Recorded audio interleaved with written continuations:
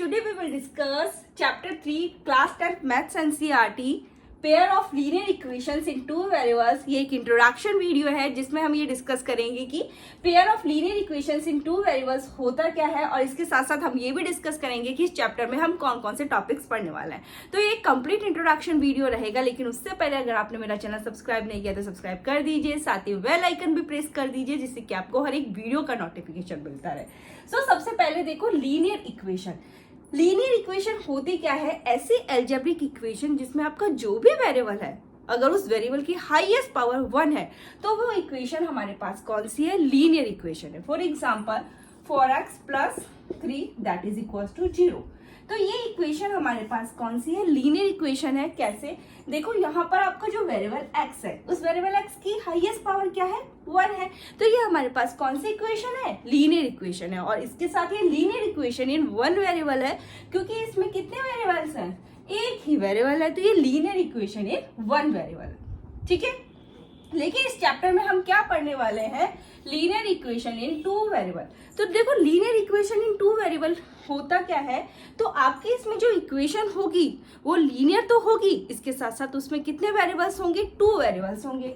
For example 4x + 3y + 9 that is equals to 0। तो ये हमारे पास linear equation in two variable है, क्योंकि ये इक्वेशन लीनियर भी है और इसके साथ साथ इसमें कितने वेरिएबल्स है? 2 वेरिएबल्स है। देखो यहाँ पे लीनियर कैसे है, यहाँ पे अगर आप चेक करोगे तो आपका जो वेरिएबल x है उसकी पावर 1 है, यहाँ पे आपका जो वेरिएबल y है उसकी भी पावर 1 है। तो ये इक्वेशन कैसी है? लीनियर इक्वेशन है। और इसके साथ साथ इसमें कितने वेरिएबल्स है? 2 वेरिएबल्स है, x एंड y। तो ये linear equation in two variable है। अब इसकी जो स्टैंडर्ड फॉर्म होती है वो होती है ax + by + c that is equals to 0। ये linear equation in two variable की स्टैंडर्ड फॉर्म है, जहां a, b और c क्या होते हैं? रियल नंबर्स होते हैं। और यहाँ देखोगे a क्या है? x का कोफिशिएंट है, b क्या है? y का कोफिशिएंट है, और c क्या है? हमारी एक कांस्टेंट टर्म है। तो linear equation in two variables होने के लिए एक इंपॉर्टेंट थिंग क्या है कि यहाँ a does not equals to 0 है, b does not equals to 0 है। क्योंकि अगर इनकी वैल्यू 0 की इक्वल हो जाएगी तो ये linear equation in two variables नहीं रहेगी। आप चेक करते सकते हैं, यहाँ देखिए, देखो a की जगह अगर मैं 0 रखती हूँ तो x के साथ मल्टीप्लाई होके ये क्या हो जाएगा? 0। अगर b की जगह मैं 0 रख देती हूँ तो y के साथ मल्टीप्लाई होके ये क्या हो जाएगा? 0। ठीक है, यहाँ पर क्या रह जाएगी? एक कांस्टेंट टर्म रह जाएगी। तो ये linear equation in two variables नहीं होगी। तो linear equation in two variables होने के लिए क्या जरूरी है कि जो आपका a और b है इनकी जो वैल्यू है वो 0 के इक्वल नहीं होनी चाहिए। अब हम इस चैप्टर में पढ़ने वाले हैं पेयर ऑफ। अब pair of linear equations in two variables होती क्या है? इसका मतलब अब आपकी इक्वेशन क्या होगी? एक नहीं होगी, कितनी होगी? 2 इक्वेशन होगी। ठीक है, अब देखो एग्जांपल देती हूं मैं। 3x + 4y + 9 that is equal to 0। 4x + 7y + 3 that is equal to 0। तो ये हमारे पास क्या है? Pair of linear equations in two variables है, क्योंकि ये इक्वेशन लीनियर है, इनमें 2 वेरिएबल्स है। और इसके साथ साथ ये इक्वेशन कितनी है? 2 इक्वेशंस है। पेयर के लिए कितनी जरूरी है? 2 इक्वेशंस। तो ये हमारे पास है pair of linear equations in two variables. अब देखो इसमें जो इसकी स्टैंडर्ड फॉर्म होती है वो मैं बता देती हूँ। वो होती है a1x + b1y + c1 that is equal to 0। a2x + b2y + c2 that is equal to 0। ठीक है, अगर फर्स्ट इक्वेशन में हम देखें तो जो हमारे a1 है, b1 है, c1 हमारे क्या होते हैं? रियल नंबर्स होते हैं। a2 है, b2, c2 ये सेकंड इक्वेशन में हमारी क्या है? रियल नंबर्स है। और a1 क्या है? x का कोफिशिएंट है, b1 क्या है? y का कोफिशिएंट है, c1 हमारी क्या है? कांस्टेंट टर्म है। यहाँ पे a2 क्या है? x का कोफिशिएंट है, b2 क्या है? y का कोफिशिएंट है, और c2 क्या है? हमारी एक कांस्टेंट टर्म है। ठीक है, और इसमें भी वही इंपॉर्टेंट थिंग, जो फर्स्ट इक्वेशन के अंदर आपकी a1 है वो 0 के इक्वल नहीं होना चाहिए, b1 भी हमारे पास 0 के इक्वल नहीं होना चाहिए। इसी तरह सेकंड के अंदर a2 भी 0 के इक्वल नहीं होना चाहिए, और B2 भी 0 के इक्वल नहीं होना चाहिए, क्योंकि अगर इनकी वैल्यू 0 के इक्वल हो जाती है तो यहाँ पे क्या रह जाएगी, कांस्टेंट टर्म रह जाएगी, और तो ये हमारे पास लीनियर इक्वेशन नहीं रहेगी। सो हमारे पास ये होती है pair of linear equations in two variable की स्टैंडर्ड फॉर्म, जहां पर A1 B1 A2 B2 इनकी वैल्यू 0 के इक्वल नहीं होनी चाहिए। Now we will discuss method to solve pair of linear equations in two variables, जिसमें हम 3 methods डिस्कस करेंगे। वो फर्स्ट वन है graphical method, second one is substitution method, third one is elimination method. तो सबसे पहले हम कौन सा मेथड डिस्कस करेंगे, ग्राफिकल मेथड को डिस्कस करेंगे। Now we will discuss graphical method. तो ग्राफिकल मेथड की 3 कंडीशंस है, उन 3 कंडीशंस को हम डिस्कस करेंगे, लेकिन यहाँ पे जो सबसे पहले मैं फर्स्ट कंडीशन डिस्कस करूंगी, और यहाँ पर जो इक्वेशंस मैंने ली है वो अकॉर्डिंग टू फर्स्ट कंडीशन ली है। तो देखो इक्वेशंस क्या है, x minus 2y that is equal to 0, 3x plus 4y minus 20 that is equal to 0। तो हम इसमें क्या करते हैं, जो भी हमारा वेरिएबल्स है उसके जो कोफिशिएंट्स है उन्हें हम फ्रैक्शन फॉर्म में रखते हैं और फिर उन्हें कंपेयर करते हैं, ठीक है। तो देखो A1 क्या है 1, x का कोफिशिएंट क्या है यहाँ पे 1, A2 क्या है 3, B1 क्या है माइनस का 2, B2 क्या है 4, 2 1 जा 2, 2 2 जा 4, तो ये क्या जाएगा 1/3 माइनस का 1/2, ये क्या है इक्वल नहीं है। और जब भी A1/A2 B1/B2 के इक्वल नहीं होता है तो हमें इंटरसेक्टिंग लाइंस मिलती है, ठीक है। लेट फर्स्ट इक्वेशन की अगर ग्राफ पर लाइन इस तरह से आई है, तो सेकेंड इक्वेशन की ग्राफ पर लाइन इस तरह से आएगी, और जिस पॉइंट पे ये इंटरसेक्ट करेगी वो पॉइंट हमारा क्या होगा, सॉल्यूशन होगा। तो सॉल्यूशन होगा तो यहाँ पे देखो एक ही पॉइंट पे इंटरसेक्ट कर रही है, तो यहाँ पे हमें एग्जैक्टली 1 सॉल्यूशन हमें मिलेगा, तो उसे हम बोलते हैं यूनिक सॉल्यूशन, ठीक है। और जब भी हमें सॉल्यूशन मिले, 1 मिले या मोर देन 1 सॉल्यूशन मिले, तो वो कंसिस्टेंट पेयर ऑफ इक्वेशन होती है। तो ये है ग्राफिकल मेथड की फर्स्ट कंडीशन, जिसमें हमें इंटरसेक्टिंग लाइंस मिलती है, हमें यूनिक सॉल्यूशन मिलता है, इट मींस एग्जैक्टली 1 सॉल्यूशन हमें मिलता है, और ये कंसिस्टेंट पेयर ऑफ इक्वेशन होती है।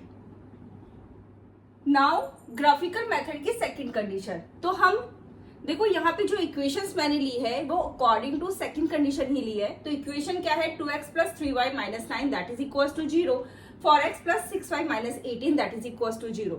तो हम इसमें क्या कर रहे थे, हम हमारी जो वेरिएबल्स की कोफिशिएंट्स है उनको फ्रैक्शन फॉर्म में रखकर उन्हें कंपेयर कर रहे हैं। तो ठीक है, तो यहाँ A1 क्या है हमारा 2 और A2 क्या है 4 है, ओके। B1 क्या है 3 और B2 क्या है 6 है। देखो 2 1 जा 2, 2 2 जा 4, 3 1 जा 3, 3 2 जा 6, तो ये क्या आ गया 1/2 1/2, ये क्या है इक्वल है। और जब भी A1/A2 इक्वल होता है B1/B2 के, तो हम C1/C2 को भी क्या करते हैं, कंपेयर करते हैं, ठीक है। तो यहाँ पे आप देखिए हमारा C1 क्या है माइनस का 9 और C2 क्या है माइनस का 18, ठीक है। माइनस से माइनस कैंसिल, 9 1 जा 9, 9 2 जा 18, क्या आ गया 1/2। इसका मतलब क्या हुआ, A1/A2 इक्वल है B1/B2 इक्वल है C1/C2, ठीक है। तो हमें किस तरह की लाइन मिलेगी, हमें कोइंसिडेंट लाइन मिलेगी। कोइंसिडेंट लाइन का मतलब किस तरह है, पहली इक्वेशन की अगर ग्राफ पर लाइन इस तरह से आती है, पहली इक्वेशन की अगर ग्राफ पर लाइन इस तरह से आती है, तो सेकेंड इक्वेशन की ग्राफ पर लाइन इसी के ऊपर से पास होगी, ठीक है। तो हमें इसमें कितने सॉल्यूशंस मिलेंगे, इनफाइनाइटली मेनी सॉल्यूशंस मिलेंगे। वो किस तरह से, देखो ये पॉइंट सॉल्यूशन है, ये भी है, ये भी है, ये भी है, ये भी, तो हमें इसमें कितने सॉल्यूशंस मिलेंगे, इनफाइनाइटली मेनी सॉल्यूशंस हमें मिलेंगे। और जब भी हमें सॉल्यूशंस मिलते हैं, 1 मिलता है या मोर देन 1 सॉल्यूशन हमें मिलता है, तो वो कौन सी इक्वेशंस होती है, कंसिस्टेंट पेयर ऑफ इक्वेशन होती है। तो ये ग्राफिकल मेथड की सेकंड कंडीशन है, जिसमें हमें कोइंसिडेंट लाइन मिलती है, इनफाइनाइटली मेनी सॉल्यूशंस हमें मिलते हैं, और वो कंसिस्टेंट पेयर ऑफ इक्वेशन होती है। Now we will discuss third condition of graphical method. तो यहाँ पे जो मैंने इक्वेशन ली है वो अकॉर्डिंग टू थर्ड कंडीशन ली है। तो इक्वेशन क्या है, x plus 2y minus 4 that is equal to 0, 2x plus 4y minus 12 that is equal to 0।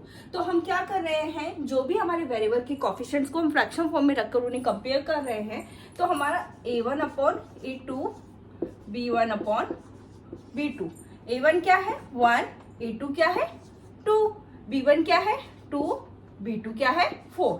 तो 2 1 जा 2, 2 2 जा 4, क्या आया 1 अपॉन 2, 1 अपॉन 2। तो ये क्या है, इक्वल है। और जब भी a1 upon a2 b1 upon b2 के इक्वल होता है तो हम क्या करते हैं, c1 अपॉन c2 को भी कंपेयर करते हैं। तो देखो यहाँ पर c1 क्या है माइनस का 4 और c2 क्या है माइनस का 12।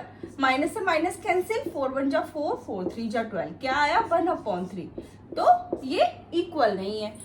जब आपका इस तरह से हो a1 upon a2 equal to b1 upon b2 does not equal to c1 upon c2, तो हमें किस तरह की लाइंस मिलती है, तो हमें पैरेलल लाइंस हमें मिलती है। ठीक है, let graph for first equation की लाइन इस तरह से आती है, तो सेकंड इक्वेशन की लाइन किस तरह से आएगी, इस तरह से आएगी। अब देखो ये पैरेलल लाइंस हमें मिली तो हमें एक भी सॉल्यूशन नहीं मिला, तो हमें कितने सॉल्यूशंस मिलते हैं, 9 सॉल्यूशन, कोई सॉल्यूशन हमें नहीं मिलता। और जब हमें एक भी सॉल्यूशन नहीं मिले तो वो इक्वेशन किस तरह की होती है, इनकंसिस्टेंट पेयर ऑफ इक्वेशन होती है। Now we will discuss substitution method. तो सब्स्टिट्यूशन मेथड में हम क्या करते हैं, किसी भी एक इक्वेशन से x की या फिर y की किसी एक की वैल्यू को हम ऑब्टेन कर लेते हैं और दूसरी इक्वेशन में उसकी जगह जाकर हम उसे पुट कर देते हैं। तो देखो late this is our equation number 1 and this is our equation number 2। तो यहाँ पे मैं इक्वेशन 1 से x की वैल्यू को ऑब्टेन कर लूंगी और इक्वेशन 2 में x की जगह जाके पुट कर दूंगी। तो देखो x क्या हो जाएगा, यहाँ से 16, ये plus y left hand side से राइट हैंड साइड में जाएगा, वो किस में जाएगा, माइनस में जाएगा। तो ये क्या आ जाएगा 16 माइनस y। अब हम क्या करेंगे, इक्वेशन 2 में x की जगह जाकर हम क्या पुट कर देंगे, 16 minus y। Put the value of x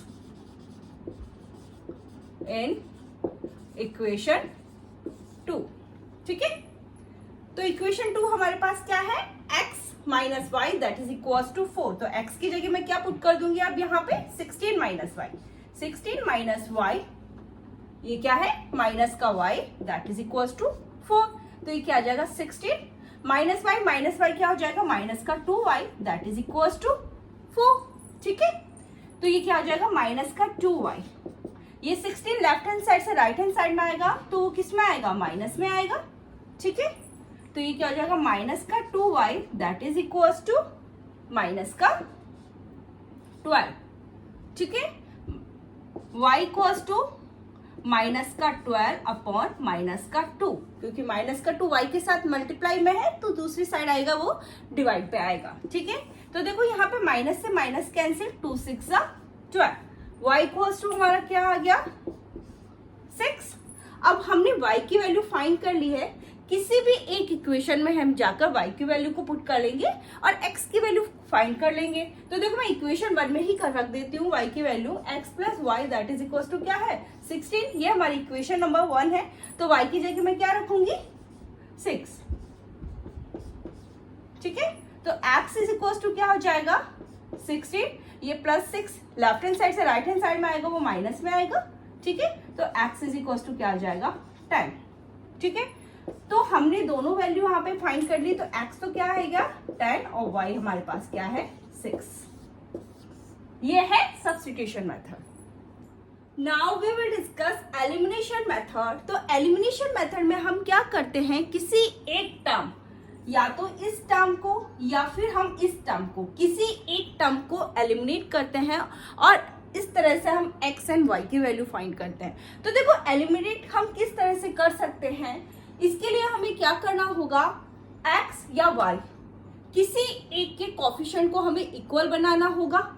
तो वो हम किस तरह से बनाएंगे, late this is our equation number 1 and this is our equation number 2। ठीक है, अगर इक्वेशन 1 को मैं 2 से मल्टीप्लाई कर दूं और इक्वेशन 2 को 3 से मल्टीप्लाई कर दूं, तो इससे हमारे क्या होंगे, जो x के जो कोफिशिएंट्स है वो इक्वल हो जाएंगे।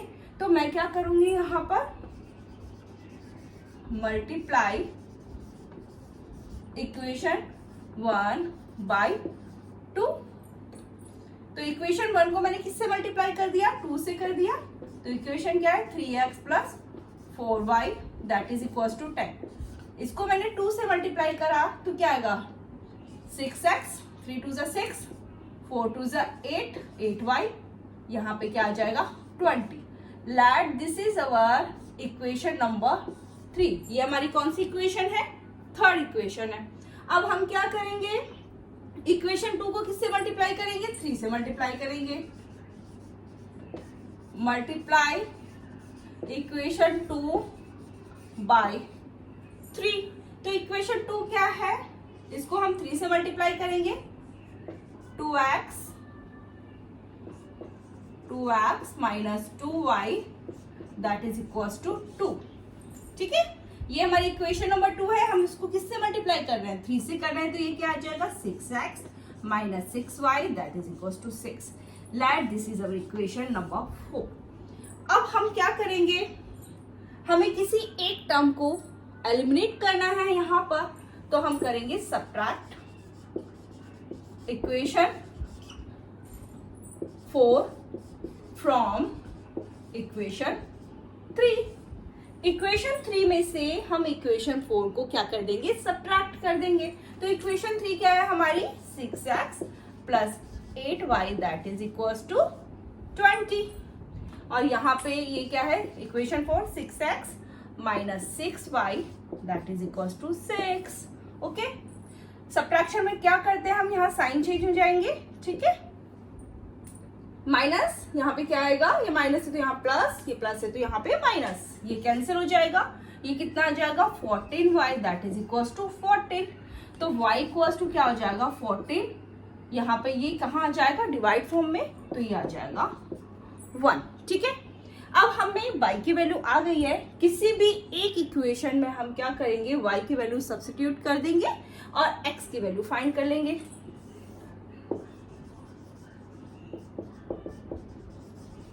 y equals to 1। ठीक है, यहाँ पे मैं फर्स्ट में ही आके y की वैल्यू सब्स्टिट्यूट कर देती हूँ। ठीक है, फर्स्ट क्या है हमारी, 3x plus 4y that is equals to क्या है, 10 है। y की जगह हमें क्या रखना है, 1। तो 3x प्लस y की जगह 1 रखा, ये आ जाएगा 10। ठीक है, तो ये आ जाएगा 3x